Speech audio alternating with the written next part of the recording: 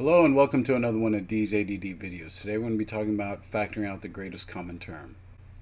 This is one of the most basic types of factoring that you can do, and also probably the first type of factoring you should do.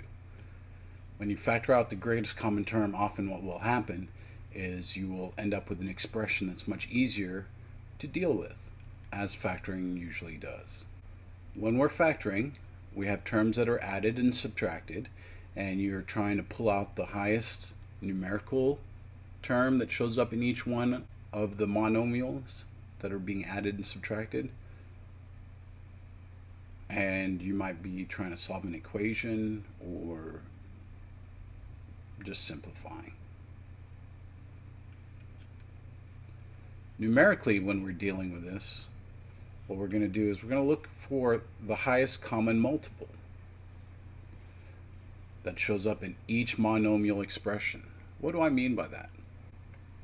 So you might have a 6x minus a 12y. 6 and 12 are both multiples of 6, so you can pull out a 6. 10 r minus 15s. So here, on this one we pulled out a 6. Here we can pull out a 5, because 5 is the highest common multiple that shows up in both. Okay? So if I looked at 24r minus 32s,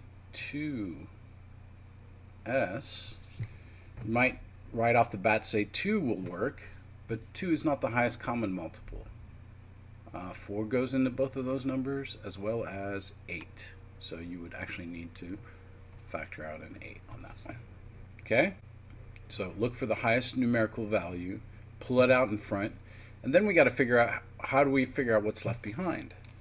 Well, the way we do that is you take what you had originally and you divide by what you're factoring out every time, no matter what you're factoring out. If you take what you had originally and divide by what you're factoring out, you can always use that to figure out what's left behind.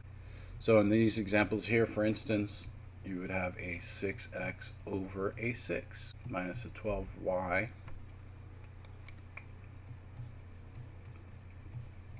okay, whatever you're pulling out.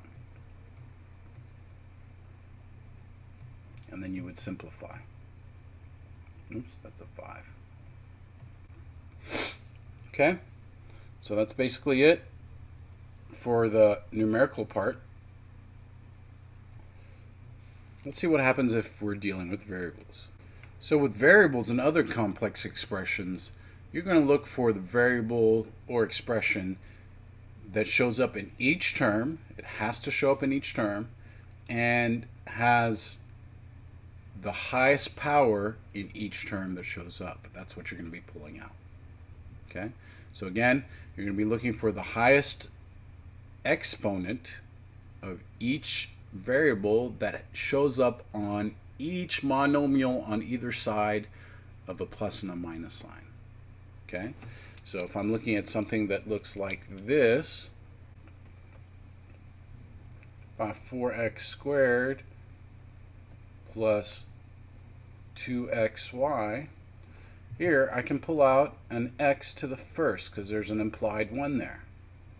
Numerically I could pull out a 2, so here I would pull out a 2x. And then let's look at something like this.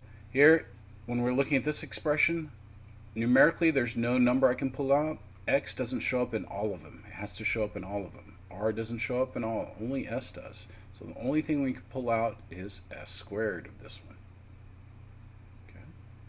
And then to figure out what's left behind, again, what we're going to do is use the had over factor. Okay. So you're going to take what you had originally, and then you're going to divide each one of those terms by what you're pulling out. When you get better at this, you'll end up doing most of this in your head. It's advisable to go ahead and write this stuff out though, but we're dividing by what we factored out.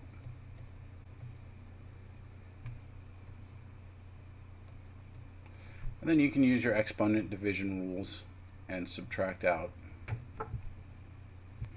2 minus 1 is 1, so you'll have a 2x left in that one. Plus 2, and the x cancel, leaving you a y. Okay? And this one, if you pull out a s squared, you're going to get a 9x rs, because 3 minus 2, right? Like bases being divided, you subtract the exponents.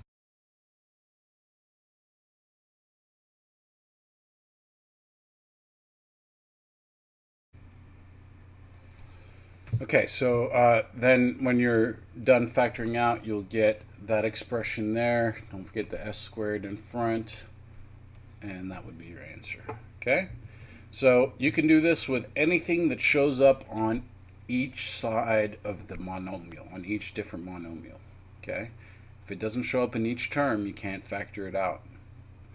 And sometimes when you factor something out, what you have left can be factored further, whether by grouping or some other technique.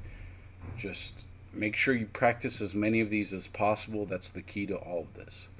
Okay, so check out the example videos that we got going on, and like I said, practice, practice, practice. I hope I've clarified your understanding of factoring out the greatest term. Thank you, and have a nice day.